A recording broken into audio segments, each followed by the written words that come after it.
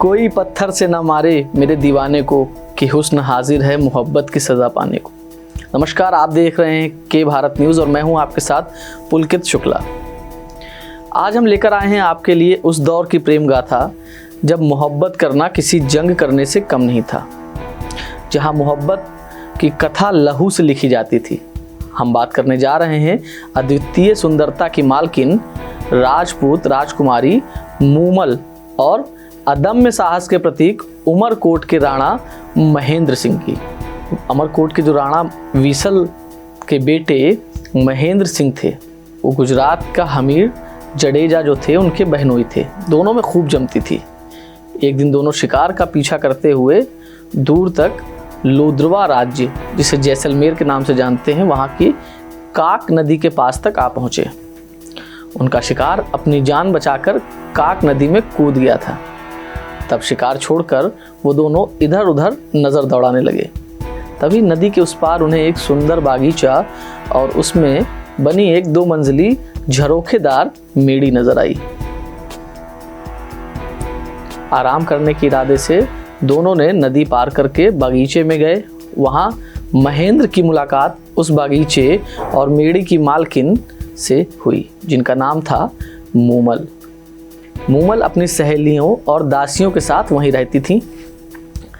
अपने सेवकों से कह करके मूमल ने उन लोगों की काफ़ी खातिरदारी करी।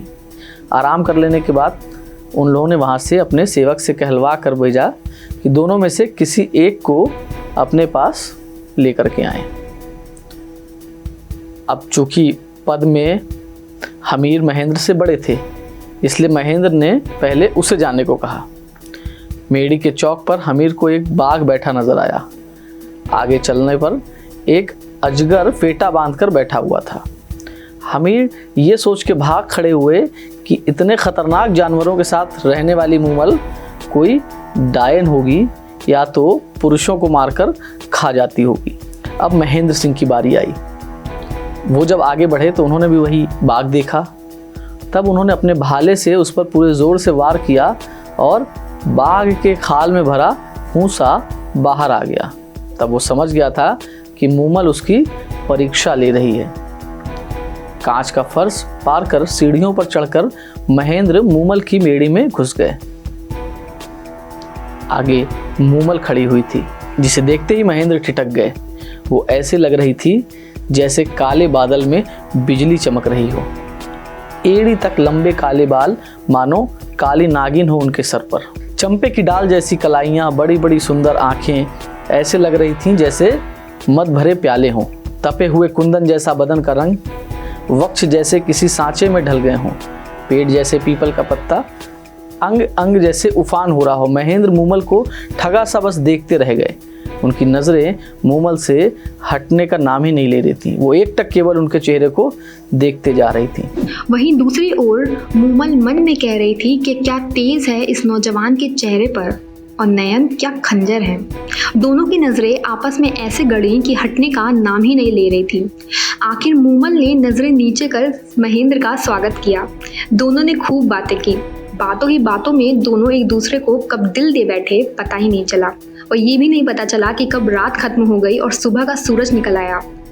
उधर हमीर को महेंद्र के साथ कोई अनहोनी ना हो जाए सोचकर नींद ही नहीं आई। सुबह दोनों अपनी अपनी राजधानी जाने को तैयार हुए। महेंद्र का मूमल को छोड़कर जाना बिल्कुल अच्छा नहीं लग रहा था, पर मूमल से फिर लौटने का वादा कर दोनों वहाँ से चल दिए। पूरे रास्ते महेंद्र को मूमल के अलावा कुछ और नज़र ही नहीं आ रहा था। अमरकोट पहुंचकर महेंद्र ने मूमल से मिलने की एक तरकीब लगाई। उसने ऊँटों के टोले में एक ऐसा ऊँट तलाशा जो रातों रात लोद्रवा जाकर सुबह होते ही वापस अमरकोट आ सके। जल्द ही उनकी तलाश चीतल नाम के ऊँट से पूरी हो गई। फिर क्या था, हर रोज़ महेंद्र सच धज कर चीतल पर सवार होकर मूमल के पास लोद्रवा जा पहुंचता और तीसरे पहर वो फिर चीतल पर चढ़ता और सुबह होने से पहले अमरकोट जा पहुंचता। ये सिलसिला लगभग 8 महीने तक चला। आपको बता दें, महेंद्र विवाहित था। उसकी 7 पत्नियां थीं। धीरे धीरे उन्हें महेंद्र और मूमल के प्रेम के बारे में भनक लग गई और ये भी पता चला कि हर रात महेंद्र चीतल नाम के ऊँट पर सवार होकर मूमल से मिलने जाता है। ईर्ष्या से जल भुन चुकी महेंद्र की पत्नियों ने चीतल के पैर तुड़वा दिए। जब महेंद्र को इस बात का पता चला तो उसने तेज रफ्तार वाले दूसरे ऊंट की तलाश की। ये एक ऊँटनी थी जो तेज तो थी, लेकिन उम्र और अनुभव होने की कमी से उसे रास्तों की जानकारी कम थी। बहरहाल रात को महेंद्र एक बार फिर मूमल से मिलने निकल पड़ा और जैसा कि अंदेशा था वो रास्ता भटक गया। रास्ता भटक कर वो लौद्रवा की जगह बाड़मेर जा पहुंचा। जब उसे अपनी गलती का एहसास हुआ तो उसने दोगुनी रफ्तार से ऊँटनी को लौद्रवा की दिशा में हाँका। इसी बीच रात बहुत हो चुकी थी और मूमल सहेलियों के साथ महेंद्र का इंतजार करते करते सो चुकी थी। उस समय मूमल की बहन सुमन भी मेड़ी में साथ थी। सहेलियों के साथ दोनों बहनों ने देर तक खेल खेले थे। सुमन ने खेल में पुरुषों के कपड़े पहन पुरुष का अभिनय किया था और वो बातें करते करते पुरुषों के कपड़े में ही मूमल के पलंग पर उसके साथ सो गई थी। महेंद्र मूमल की मेड़ी पहुंचा। सीढ़ियां चढ़ जैसे ही वो मूमल के कच्चे में घुसा, उसने देखा कि मूमल किसी पुरुष के साथ सो रही है। ये दृश्य देखते ही उसे लगा जैसे उसे एक साथ हजारों बिच्छुओं ने काट खाया हो। उसके हाथ में पकड़ा चाबुक वहीं गिर पड़ा और वो चुपचाप उल्टे पांव अमरकोट लौट गया। वो मन ही मन सोचता रहा कि जिस मूमल के लिए मैं प्राण तक न्यौछावर करने के लिए तैयार था वो ऐसी निकली, जिसके लिए मैं कोसों दूर जाया करता था। वो एक गैर पुरुष के साथ सोई मिली। धिक्कार है ऐसी औरत पर। वहीं सुबह आँख खुलते ही मूमल की नज़र जैसे महेंद्र के हाथ से छूटे चाबुक पर पड़ी तो वो तुरंत समझ गई कि महेंद्र आया था, पर शायद किसी बात से नाराज होकर चला गया। कई दिनों तक मूमल महेंद्र का इंतज़ार करती रही कि वो आएगा तो सारी गलतफहमियां दूर हो जाएंगी, लेकिन महेंद्र नहीं आया।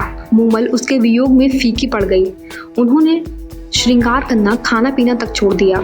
मूमल ने महेंद्र को कई चिट्ठियां लिखी, पर महेंद्र की पत्नियों ने वो चिट्ठियां महेंद्र तक पहुंचने ही नहीं दी। एक दिन मूमल ने खुद अमरकोट जाने का निर्णय किया। रथ तैयार कराया ताकि अमरकोट जाकर महेंद्र से मिलकर उसका वहम दूर किया जा सके। अमरकोट में मूमल के आने व मिलने का आग्रह पाकर महेंद्र ने सोचा शायद मूमल पवित्र है, लगता है मुझे ही कोई गलतफहमी हो गई है। उसने मूमल को संदेश भिजवाया कि वह उससे सुबह मिलने आएगा। मूमल को इस संदेश से आशा बंधी और रात को महेंद्र ने सोचा कि देखें मूमल मुझसे कितना प्यार करती है। सो सुबह उसने अपने नौकर को सिखाकर मूमल के डेरे पर भेजा। नौकर रोता पिटता मूमल के डेरे पर पहुंचा और कहने लगा कि राणा महेंद्र को रात में काले नाग ने डस लिया है। अब इस कारण से उनकी मृत्यु हो गई है।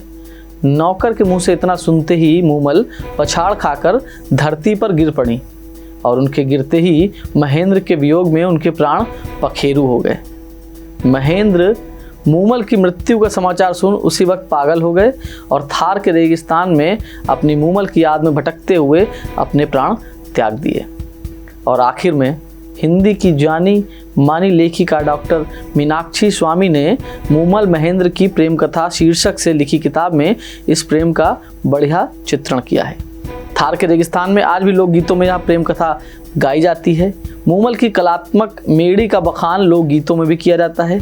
जैसलमेर की प्राचीन राजधानी लोद्रवा में काक नदी के किनारे आज भी मूमल की मेड़ी के अवशेष मौजूद हैं, जो इस अमर प्रेम कहानी के मूक गवाह बने हुए हैं। मरु प्रदेश में सुंदर बेटी या बहू को मूमल की उपमा दी जाती है। अंतर्राष्ट्रीय ख्याति प्राप्त मरु महोत्सव में भी हर साल मिस मूमल सौंदर्य प्रतियोगिता होती है, जिसमें भाग लेने दूर दराज की कई युवतियां पहुंचती हैं। देश और दुनिया की तमाम बड़ी खबरों के लिए बने रहें हमारे साथ और देखते रहें के भारत न्यूज़।